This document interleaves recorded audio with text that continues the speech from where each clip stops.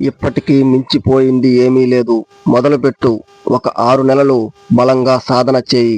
తప్పకుండా అనుకున్నది సాధిస్తావు. నవ్వించడం ఏముంది?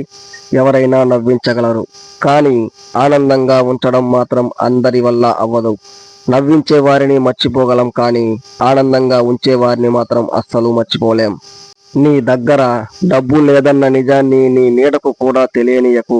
ఎందుకంటే డబ్బు లేని రోజున మండే ఎండలో అండగా ఉండాల్సిన నీ నీడ కూడా ఆలోచనలో పడుతుంది.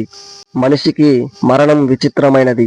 ఇంటి నిండా ఆస్తులున్న కోటీశ్వరుడు అసలు మరణం ఎందుకు వస్తుందో అని ఏడుస్తున్నాడు. అదే ఇంటి నిండా కష్టాలు ఉన్న పేదోడు చావు ఎప్పుడు వస్తుందో అని ఎదురు చూస్తున్నాడు. మనిషి ఎక్కడ గెలిచిపోతాడో, ఎక్కడ అలసిపోతాడో ఎవరికీ తెలియదు.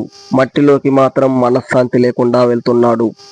మీకు తెలుసా, ఉడతలు తిండి గింజలను సేకరించి వాటిని చిన్న చిన్న గుంతలు తీసి భద్రపరుస్తాయి. తర్వాత వాటిని ఎక్కడ దాచాయో మర్చిపోతాయి. ఈ విధంగా చెట్లు పెరుగుదలకు తమ వంతుగా ఉడతలు కారణమవుతున్నాయి. నా చుట్టూ ఏం జరుగుతుందో తెలుసు, నేనేం చేయాలో అన్నది క్లారిటీ లేదు అంతే. అందుకే ఇలా నా కోసం నేను ఒంటరిగా కూర్చొని ఆలోచిస్తున్నా. నా జీవితం కదా, నేనే సరిదిద్దుకోవాలి. రేపటి రోజు నువ్వు చనిపోతే ముట్టుకోవడానికి కూడా ఆలోచించే జనాల కోసమా నువ్వు ఆలోచించేది? చచ్చాక శవమనే అంటారు నిన్ను. బతికినంత కాలం నీకు నచ్చినట్లుగా బ్రతుకు. పక్కనోడి ప్రశంసల కోసం కాదు.